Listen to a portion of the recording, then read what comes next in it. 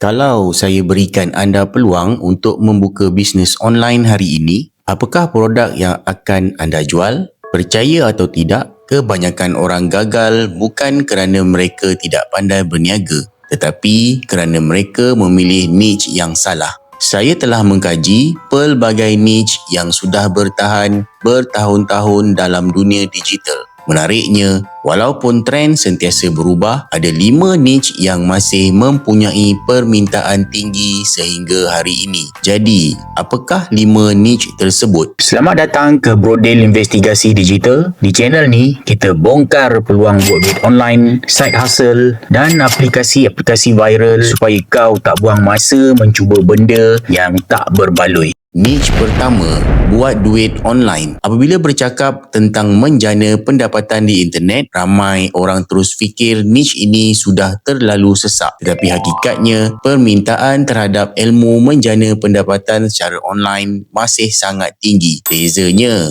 orang ramai tidak lagi mencari sekadar e-book. Mereka mencari panduan yang praktikal. Mereka mahu belajar tentang affiliate marketing, YouTube, AI, freelancing, TikTok dan pelbagai kemahiran digital yang boleh membantu mereka memperoleh pendapatan tambahan. Namun, ada satu syarat penting. Jangan sesekali menjual sesuatu yang anda sendiri belum pernah lakukan. Jika anda ingin mengajar orang lain, pastikan anda benar-benar mempunyai pengalaman, hasil dan mampu membantu orang lain mencapai keputusan yang sama. Itulah yang membezakan pencipta kandungan yang dipercayai dengan mereka yang hanya mengejar jualan. Niche kedua, fitness dan weight loss. Walaupun teknologi berubah, manusia tetap mahu kelihatan sihat dan menarik. Sebab itu, niche kesihatan sentiasa mempunyai permintaan. Apa yang menarik? Anda tidak semestinya menjadi jurulatih kecergasan. Anda boleh berkongsi tips makanan, resepi sihat, senaman di rumah atau mengulas kajian-kajian terbaru berkaitan kesihatan. Asalkan maklumat yang dikongsikan sahih dan memberi manfaat. Setakat ini, mungkin anda sudah menjumpai niche yang sesuai. Tapi niche seterusnya ini sebenarnya jauh lebih emosional. Dan sebab itulah, ia sentiasa mempunyai pembeli.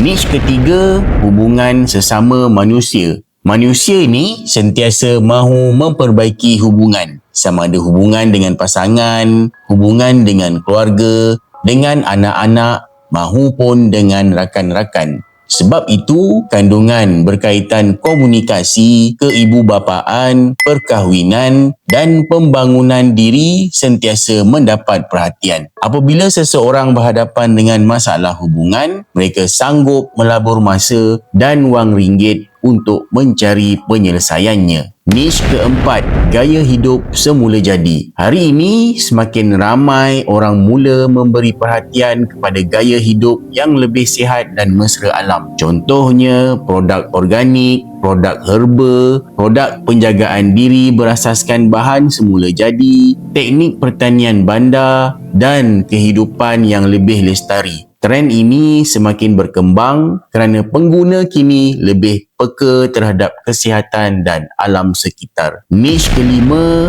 hobi. Ini antara niche yang paling menyeronokkan. Kenapa seronok? Kerana orang sanggup berbelanja untuk perkara yang mereka minati. Contohnya, fotografi, memancing, gaming, berkebun, memasak, bola sepak atau koleksi figura. Lebih menarik, trend hobi sentiasa berubah. Ini bermaksud sentiasa ada peluang untuk kita menghasilkan kandungan dan produk yang relevan.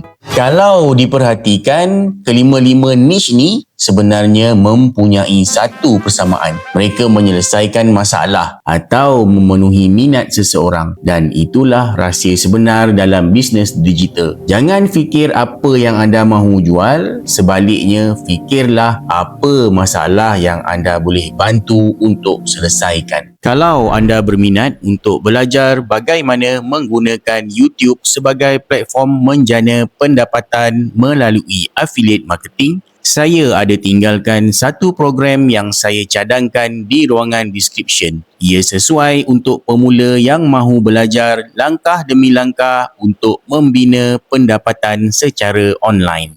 Jadi, selepas membuat kajian, saya dapati ke-5 niche yang saya terangkan tadi mempunyai permintaan yang tinggi sehingga hari ini. Persoalannya sekarang, jika anda mahu memulakan bisnes digital hari ini, niche yang mana satu yang anda akan pilih? Jom kongsikan jawapan anda di ruangan komen. Akhir sekali, kalau anda suka video yang macam ni, tolong tekan like, share dan subscribe pada channel ni sebab dekat channel Brodel Investigasi Digital, kita tak jual mimpi. Kita bongkar dulu, baru kita buat keputusan. Jumpa lagi dalam investigasi seterusnya.